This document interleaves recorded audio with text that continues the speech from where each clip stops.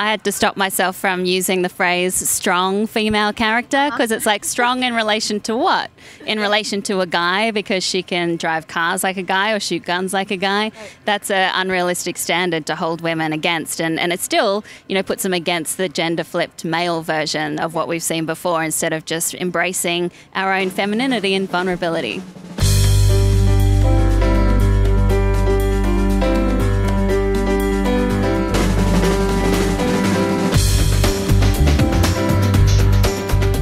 I think this is a conversation that people are having more and more now, and it was so funny when I started doing research into my book, which looks at the history of women in Hollywood, particularly the pioneers of early cinema.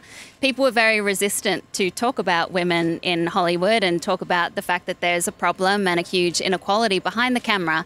But since that book came out, several things happened. The Me Too movement, the Time's Up movement. Now there's a conversation which does make me optimistic for change, but right now we still need to have panels like this talking about women and celebrating them. We're reclaiming a lot of new genres. Susanna, The Spy Who Dumped Me. Was that an intentional parody on The Spy Who Shagged Me? And what can we do to reclaim the spy genre as a whole? The title was actually something of an accident. It was the title that we committed to just so that people would read the script, and then people kind of fell in love with it as we were wondering if we could come up with a title that felt less like a parody. And then by the time we thought about it too much, it was too late, and everyone kind of loved it and said, well, you know what the movie's about, and it's catchy, and but it's not really intended to be a parody of spy movies as much as just its own thing operating within the tropes of that canon. Are there any things that you are tired of seeing in Hollywood, like tropes for women or stereotypes that you're like, we must banish this? Yeah, so we got to get rid of the idea of the adorkable girl. Oh, yeah. Just somebody who's cute to look at and completely unthreatening. I think that's just, it's over. I feel like there are so many non-threatening women. There's the dorky one, there's the pretty one that stays at home. There's just for so long been so many tropes. And it's always felt like the female character is just like the chick in the movie, and they fit into an easy to understand box that's, likable enough.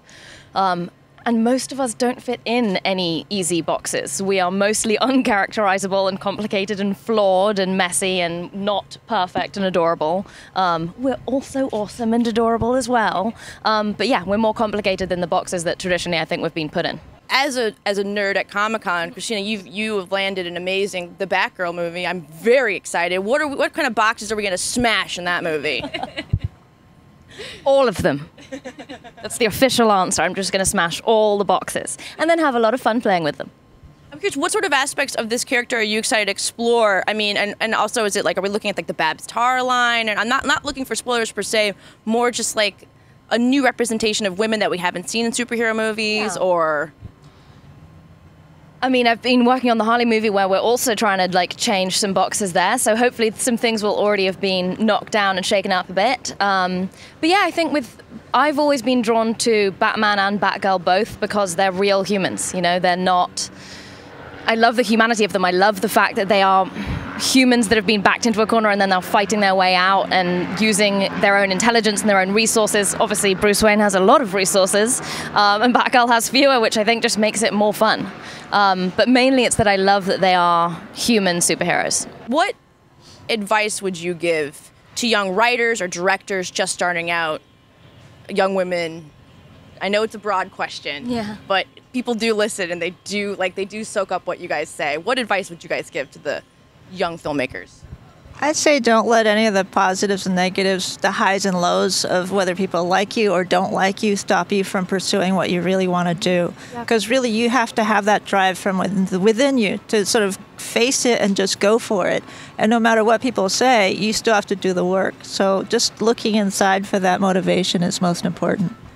I would say to writers, just keep writing. Too many people write one script and then sit around waiting. Just keep writing, keep creating. We are so lucky to have a job where we don't need anything. We don't need anyone's permission. We can write whatever we want. So you just have to do it. You got to start writing, finish the script, then start the next one. Find other people and form communities, because it makes the business side of things so much more bearable, and you just need to have that support and community. And so many people are just ready to support you. Other women, people are so excited to have friends and colleagues in the business. So just reach out to people and find your own little collective, whatever that means.